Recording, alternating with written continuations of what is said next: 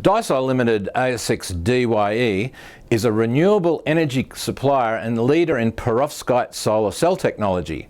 The company's vision is to create a viable, low-cost source of electricity with the potential to disrupt the global energy supply chain and energy balance. With me on the line via Skype is Managing Director Richard Caldwell. Welcome, Richard. Hi Tim, nice to be on. Now, it's very exciting technology. I know a lot of the market and investors would be particularly interested to hear what the technology is, the Perovskite Solar Cell technology. Could you just run through that and give an overview of the technology?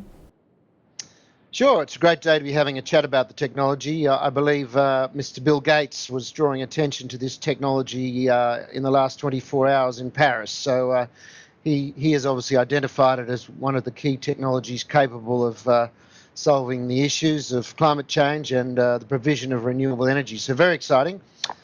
Perovskite solar cells have their genesis in Dyesol cells, which is something we worked on for a number of years.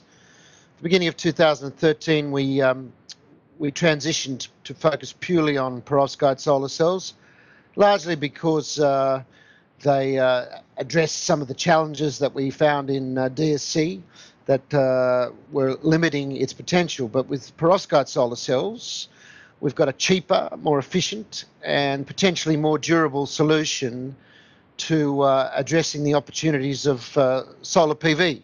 So I understand it's always been a challenge for solar cell technology to have a balance of cost efficiency, energy output and lifespan, which is something that the perovskite technology solves to a degree.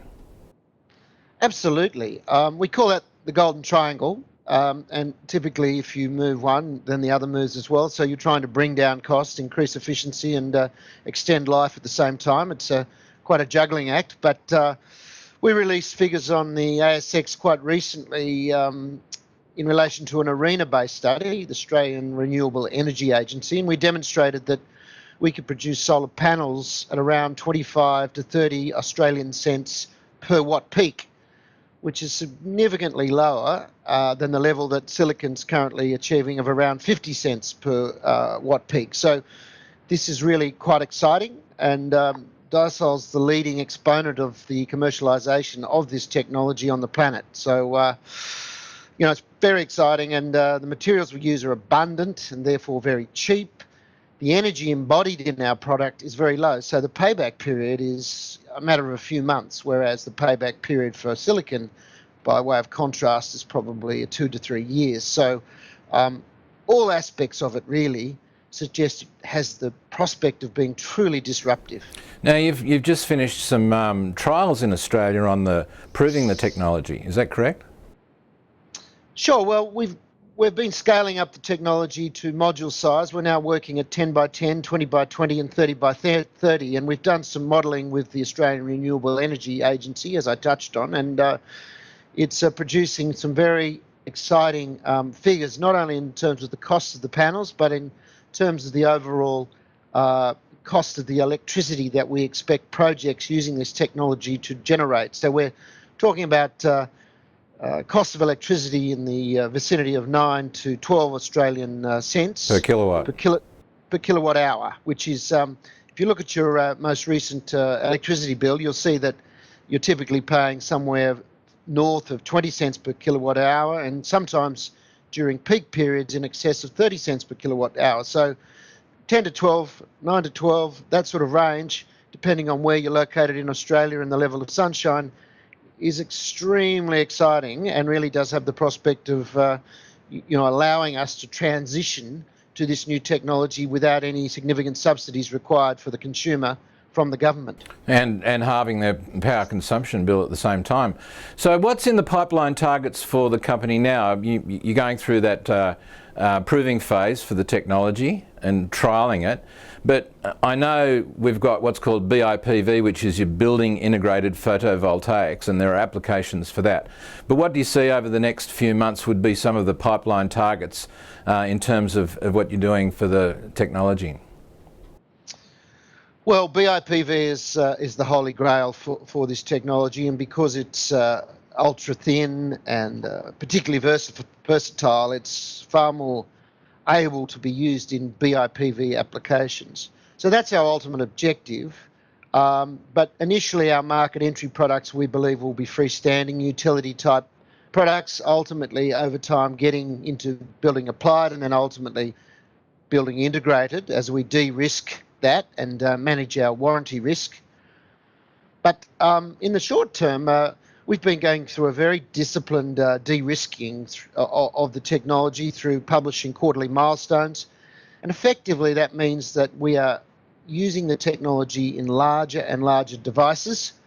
And over the next 12 months in particular, we'll be embarking on something known as the Major Area Demonstration Project, which will take this from the smaller sizes of 10 by 10 or 20 by 20 centimetres up to a device as large as a metre by a metre, which will be comparable to the size of other photovoltaic devices in the market.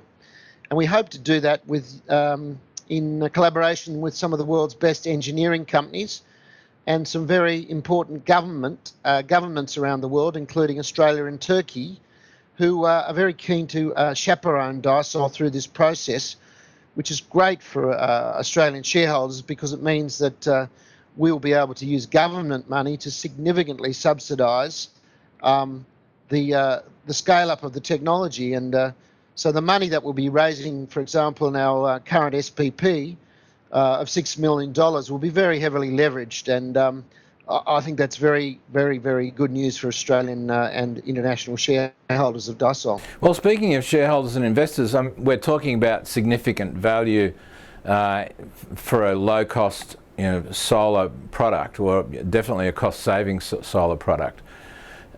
What would we say to investors now looking at Dyesol as an opportunity? Well, I think a lot of the hard work in terms of the technology development and de-risking has been done. So if you look at our commercialisation pipeline over the next 2016, 2017, 2018, there are very definitive steps that we've outlined which are very commercially focused. So 2016, as I've said, we'll be working on the Major Area Demonstration Project, which will demonstrate, showcase, test and accredit the product. 2017, that information will be used to translate into pilot line work. And by 2018, we hope to be in the market with a mass-produced product. Our lead candidates for mass production are both in Turkey, where there's huge support from the government, but also here in Australia, where in this new era of enlightenment in the last few months with the change of leadership, we're seeing real leadership, real interest in what we're doing, and already the politicians have been out to Dyesol in the last few weeks to catch up on what we're doing. So I really am so excited to finally have a receptive audience and understand the potential for this technology, not only for climate change issues and cheaper electricity, but also with the potential employment we can generate here in Australia.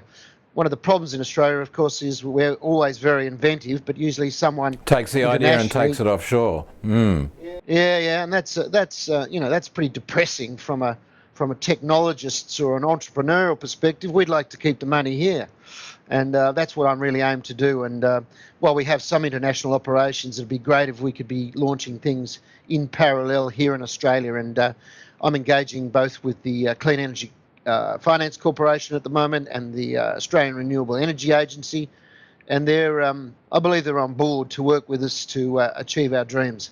Well, thank you very much, Richard. A clean tech and very innovative company, and I wish you great success and look forward to catching up after you finish the next demonstration plant.